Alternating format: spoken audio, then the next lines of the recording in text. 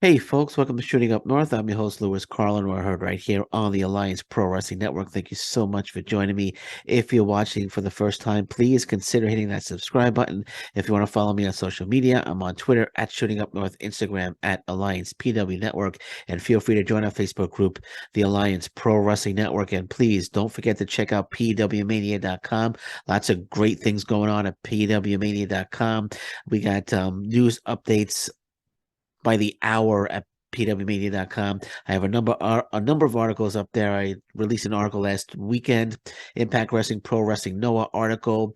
I have interviews up there. Just released one with Titus Alexander. More interviews are coming. More articles are coming as well. Check it out, pwmania.com. But let's get into it. This is Impact Wrestling Quick Shot for November 23rd, 2022. Let's start with Deonna Purrazzo. Her contract coming up at the end of 2022. And I saw something very interesting. I don't know if anybody else picked up on this. Impact Wrestling Twitter, their Twitter feed. This came out about 2 o'clock today, about 2:13 today. It says here, Deonna Purrazzo comes to uh, Osceola Heritage Park in Kissimmee, Florida, January 20th and 21st. So it looks like, or it appears that there's some sort of contract extension. Nothing's been officially announced yet, but her contract, which was up at the end of 2022, but she's being advertised for a January 20th and 21st, 2023 show in Kissimmee, Florida. This is a show I think this is a new show. I haven't seen this one yet. New Year's Revolution. Again, January 20th, 21st. It says here Deonna Purrazzo comes to Kissimmee, Florida, January 20th, 21st, as Impact Wrestling presents New Year's Revolution, featuring all your favorite Impact stars in action. So that is good news.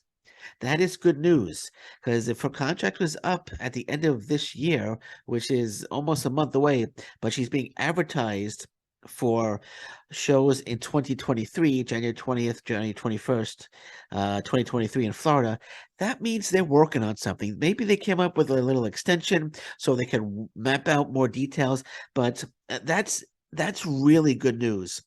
That's really, really good news. I was very, very happy when I saw that. And I didn't see it. I didn't see it when I first got. I was on their feed about an hour ago when I saw this. I'm like, oh, that's interesting. So I don't know if anybody else picked up on that, but I mean, if a contract was up at the end of the year and she wasn't coming back, she wouldn't be. They wouldn't have advertised Purrazzo for January 20th and 21st in Florida. So that's very, very promising news.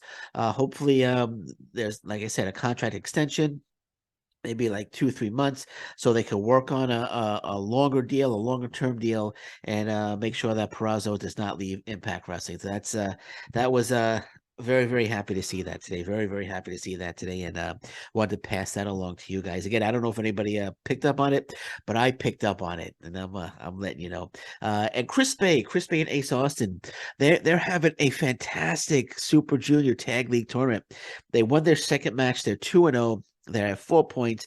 They're tied for first with TJP and Francesco Akira, the IWGP Junior Heavyweight Tag Team Champions. But Chris Bay, Ace Austin getting the big win today over Dookie and Yoshinobu Kanemaru.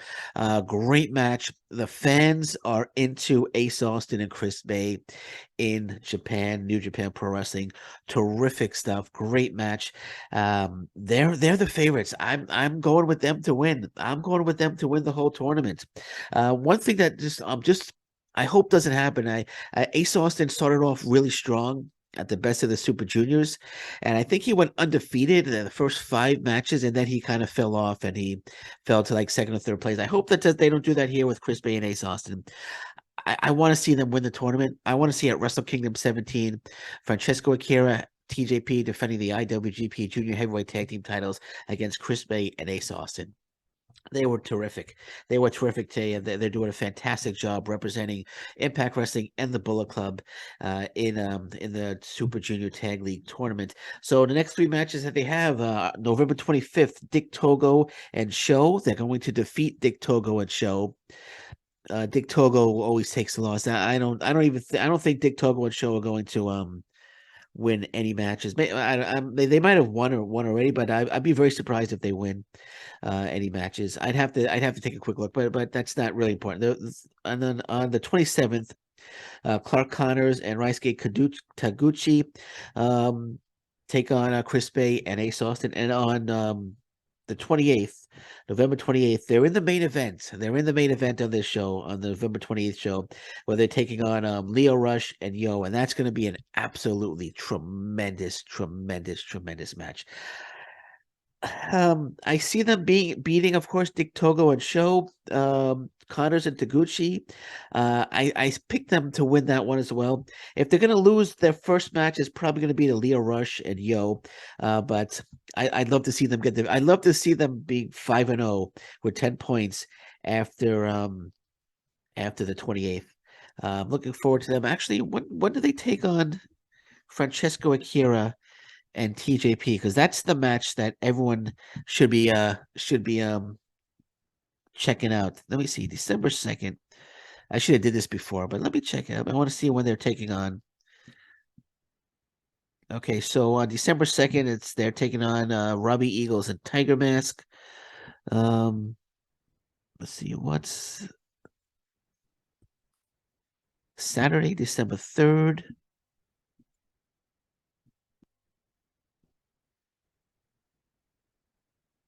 Okay, not December 3rd. Let's see, December 4th. December 4th, they take on Kevin Knight and Kushida. That's going to be a great match. Let's see, December 7th. December 7th. Nope. Maybe it's what if it's going to be? I'm thinking maybe both teams are going to be undefeated, and then they're going to have them face each other. Let's see, match lineup December 9th. I don't want to waste anybody's time. I mean, December 10th. That's my birthday. December 10th. Let me see if the match happens on my birthday. That's the last time. Oh, there you go. Holy cow. My birthday. There. It's going to be on December 10th. December 10th, my birthday. Chris Bey and Ace Austin against the IWGP Junior Heavyweight Tag Team Champions. Title's not on the line, of course. Francesco Akira and TJP. Is that the final? No, but anyway, that's going to be a great match. So December 10th, they take on Francesco Akira and TJP. That's the match to watch. That's going to be probably the best match of the whole tournament, right there. So December 10th, Chris Bey, Ace Austin take on Francesco Akira and TJP, the current IWGP junior tag team, the IWGP Junior Heavyweight Tag Team Champions. All right, so this tournament is great so far. And again, Chris Bey, Ace Austin representing Impact Wrestling so well in this tournament. So well in this tournament. So congratulations. I give the applause to Chris Bey and Ace Austin. All right, so we got a huge match coming up. A huge match coming up. Kenta, New Japan Pro Wrestling's Kenta is going one-on-one with Speedball Mike Bailey. Can you believe that? Wow. But it's not in an Impact Wrestling ring. It's going to be for Sami Callihan's Wrestling Revolver. And that's December 3rd. When I saw this, you get excited at first because Kenta versus Speedball Mike Bailey is going to be an absolutely fantastic match. It's going to be pure fire. It's going to be tremendous matchup. First time ever, Speedball Mike Bailey against Kenta. Mike Bailey is excited. He tweeted about it. Well, my question is, why isn't this match happening in an Impact Wrestling ring? Why is it happening in Sami Callihan's Wrestling Revolver?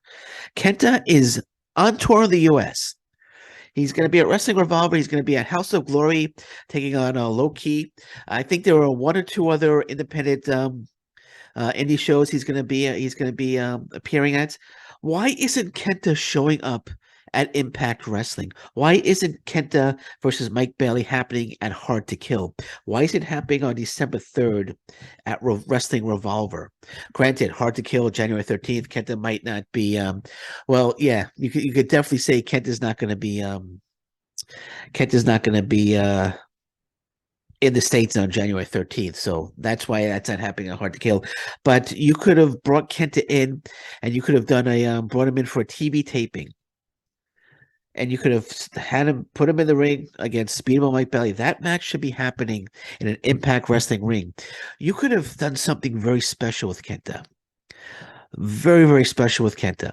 Now, again, you could argue the fact that, well, with Kenta, you want to have Kenta Speedball Mike Bailey. It's not a TV match. You don't want to give that match away for free. You put it on pay-per-view. I understand. I understand. And the next event, unfortunately, is January 13th. Kenta is going to be tied up with Pro Wrestling Noah, with New Japan Pro Wrestling, so he's not going to be in the States. But still, if you only had one opportunity to bring Kenta in, and it was a TV taping, my goodness, you could have promoted the F out of that. You could have promoted the F out of that, and you could have promoted the F out of Kenta versus Mike Bailey. First time ever match happening in an independent wrestling ring and not Impact Wrestling. That's ridiculous. I'm sorry. I'm sorry. So Sammy Callahan is able to get Kenta in Wrestling Revolver, but Scott D'Amore isn't thinking, well, let me think. Well, Kenta is going to be in the States. Maybe we should bring Kenta in since we have a great relationship with New Japan Pro Wrestling. Maybe we should bring Kenta in and have him take on Speedball Mike Bailey, or have Kenta come in, challenge Josh Alexander, and even if it's hard to kill. I mean, if it's not hard to kill, it could be at the next pay per view, and Kenta could come in for that pay per view. He's going to be tied up in January. I know Pro Wrestling Noah January 1st. He's teaming with Naomichi Marufuji. January 4th. Actually, he could probably do hard to kill because January 4th he's going to be at Wrestle Kingdom, so he could probably fly in for hard to kill. So I don't think he's. I think after Wrestling Kingdom, I don't think there's really anything booked for him in Japan, unless there are. I'm not going to look now, but unless there are some other shows. But still, I mean, that's something Impact Wrestling should work out with New Japan Pro Wrestling. If they have such a terrific relationship, again, there's no reason. I'm sorry, there's no reason, no rhyme or reason that Kenta is not appearing in an Impact Wrestling ring, that Kenta is appearing in a House of Glory ring, Kenta is appearing in a Wrestling Revolver ring. There's other other independent rings. I can't remember offhand. I can't remember the name of the other promotion he's going to be appearing in. But Kenta, this is effing Kenta, and and Impact Wrestling is going to sit back and watch him take on Low Key in front of in Queens, New York, and in the La Boom nightclub against for House of Glory. Are they going to sit back and watch on? Is Scott D'Amore going to watch Fight Plus on December 3rd as Kenta steps in the ring with Impact Wrestling star Speedball Mike Bailey for the first time ever? Is he going to be watching on Fight Plus, thinking, "Oh wow, maybe I should have had brought Kenta in, and we could have had him take on Speedball Mike Bailey in an Impact Wrestling ring. That would have been first time ever. That would have been created a lot of buzz for Impact Wrestling." So I don't know why that they wouldn't. It's not happening in Impact Wrestling. That it's happening in Wrestling Revolver. It doesn't make sense. I mean, I don't want anybody. I don't want anybody commenting saying, "Oh well, AEW Tony Khan probably blocked it." No, Tony Khan didn't block anything. Tony Khan doesn't control where New Japan Pro Wrestling talent goes to. He doesn't control that. New Japan Pro Wrestling controls where New Japan Pro Wrestling talent goes to, and if they want to send Kenta to Impact Wrestling, they'll send Kenta to Impact Wrestling. So I don't know the story there. I don't know why it's happening on the indie scene, but very, very disappointed because I think that really could have created a lot of buzz for Impact Wrestling. It could have brought a lot of attention to Impact Wrestling, and Impact Wrestling would have had an absolutely fantastic matchup that they could have shown to the fans for the first time ever. But unfortunately, it's not going to happen. All right. Speaking of Speedball Mike Bailey, I don't want to spoil anything for anybody. So if anybody doesn't like spoilers, you could turn it off now, or you could put your fingers in your ears, because this will be the last thing I'm going to talk about, because I think it's worthwhile. At the latest set of tapings, Josh Alexander went one-on-one with Speedball Mike Bailey. I'm not going to give away the ending or anything like that, but all I heard was that the match went almost 1 hour, and it was absolutely off the charts fantastic. So that's something to look forward to. So Josh Alexander, Speedball Mike Bailey, they went almost an hour, and again, I heard it was absolutely off the charts fantastic. They've met before for Destiny Wrestling. They've met a number of times in Canada. If you remember, Speedball Mike Bailey took on Josh Alexander, Destiny Wrestling, where he lost, but that's where he was offered the contract and signed the contract on the back of Josh Alexander on the back of Josh Alexander. And they always have a fantastic match. And again, I heard it was absolutely off the charts fantastic. So it's something to look forward to. Something to look forward to. Okay, so that's it. That's it for me. This has been Impact Wrestling Quick Shot for November 23rd, 2022. And until next time, thank you very much. Take care. Bye bye. And stay safe, everyone.